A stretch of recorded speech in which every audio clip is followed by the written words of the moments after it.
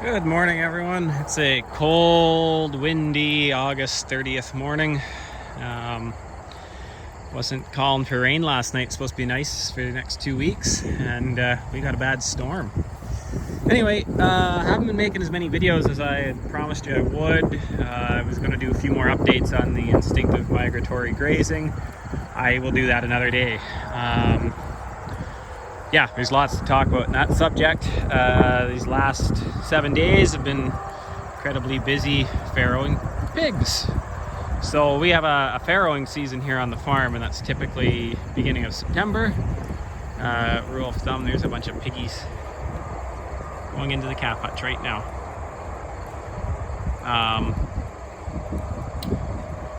We farrow beginning of September, and rule of thumb for a pig is their gestation's 3 months, 3 weeks, 3 days. We put the boars out this year the 1st of May, maybe it's more like the 3rd of May, with the hopes that, well, we'd have some of those pigs farrowing close to the 1st of September. Normally our farrowing season gets a little spread out. This year we took some wisdom from a very old pig breeding book that said if you load your gilts or sows on a truck and take them for a ride, that seems to get them all excited and they'll actually synchronize and come into heat. I don't know if that's true or not. And then I remember once an old rabbit breeder saying with his buck, you always take the doe to the buck. You never take the buck to the doe. The buck would have much better live semen count if he's breeding the doe in his cage. So that's how this guy always bred his rabbits. So we had a pretty good field where we were going to keep these breeding gilts because we always farrow gilts, not sows. We had a pretty good field we were going to breed in. So what I did May 1st was I took the 4 young boarlings that we were going to breed with up to that field. We left them there for 3 days, and that they had time to explore, settle in, get their hierarchy established between them. Even though they spent all winter together since they'd been weaned, once you move them to a new place, they, re-jockey for positions. So they had 3 days to work that all out. Then we brought all of the gilts in.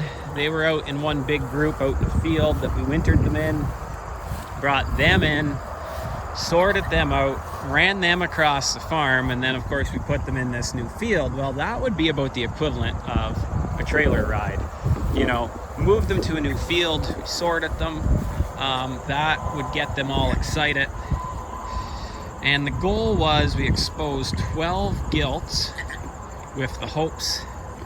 Yeah, Mama doesn't like me getting too close to her babies.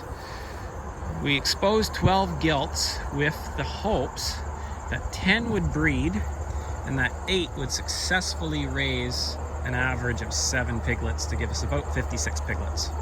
And that was the hope. And the hope was to have those litters come as tight together as possible, because last year we had done something very foolish. We forgot to take the boarlings out until it was too late. We saw them breeding gilts. And the next thing you know, we had gilts farrowing in June, and we farrowed from June to October. And the 60 pigs we raised were so spread out that then we ended up with these mammoth pigs and little pigs, and the goal is to just keep one group of pigs. Our system is we farrow gilts in the fall. When we wean those piglets, we then butcher the gilts. And those gilts are not then like a cull sow. We can market that meat the same as any finished pig. So we still get our money out of the gilts. And then the beautiful thing is we only have one group of pigs to feed through the winter.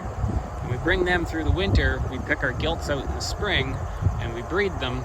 And then they all go back in as one big group for the summer to graze. And then we keep butchering off our butcher pigs all summer long, and we get whittled down to our pregnant gilts. So it's really nice to have that as a tight farrowing season. And this system works better for us when we used to have sows. Sows, you kind of have to farrow them at least twice a year, or they get kind of stagnant and barren, and then they get too fat. And the problem of trying to have a spring and fall litter with a tight group of sows is you always have that sow that'll breed a week or two late, and then she farrows a week or two late, and then she's going to breed a week or two late again, and another one will breed a week or two late. Next thing you know, over the course of a couple of years, your sows are spread out throughout the year. So we went to this system, and it's working fantastically well.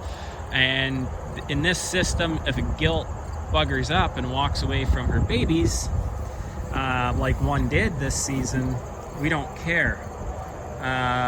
One gilt did not mother her babies. She didn't do what she was supposed to do. She didn't make a nest. She just had babies all over the place. If that's a sow that you've paid the feed all year, you now have two problems. A, you've paid the feeder all year and she's not raising piglets, and B, you've got a bunch of piglets that are either dead or you have to raise them yourself. In this case, this gilt, she buggered up. She had 5 piglets. I had 2 other gilts farrow the same day. I just put those piglets between those 2 litters, and those mothers are raising them. I ear notched them, so I know not to breed with those piglets. There they are. But yeah, so those piglets are being raised. They're not orphans, they're being raised.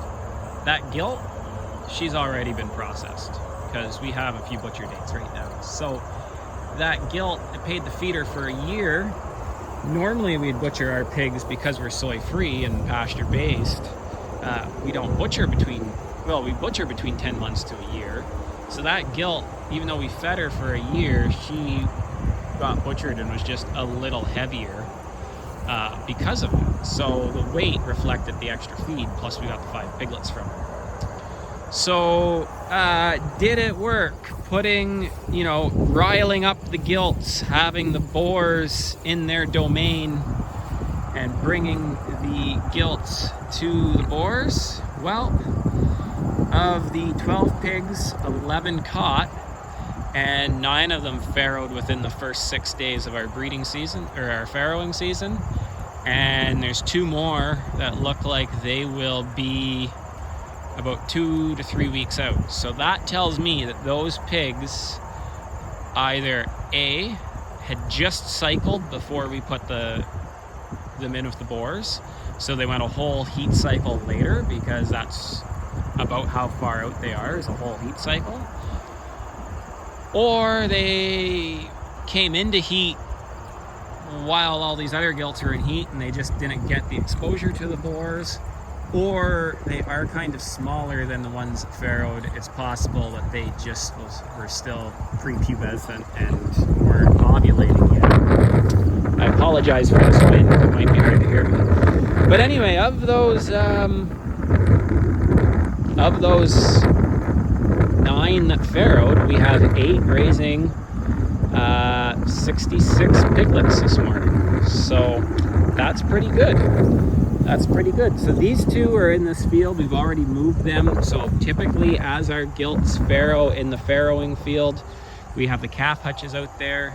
Typically, our gilts will go straight off from the group, pick a hutch, and sleep in it and farrow in it. And then we put gates around the hutch when we see she's farrowed. And typically on day 3 to 5, we'll go in, catch the piglets, castrate them, and load up mama into a shipping crate and bring them out to another field. And then that way they can be set free in the field and not have to live in the confines of this little pen. But if we leave the piglets with the sows that are yet to farrow, they end up lying in with those sows and competing. The older piglets end up competing with the younger piglets. Maybe we wouldn't have had that problem this year because they were so close together. They really farrowed so close together. But either way, we're sticking with that system. So there's 15 pigs between these 2 gilts. They were the first ones to farrow, and they've been moved. Today it's a little too cold and wet and stressful and piglets to put them through that hell. So probably tomorrow we'll catch another 3 or 4 litters, and we will castrate and move them over here.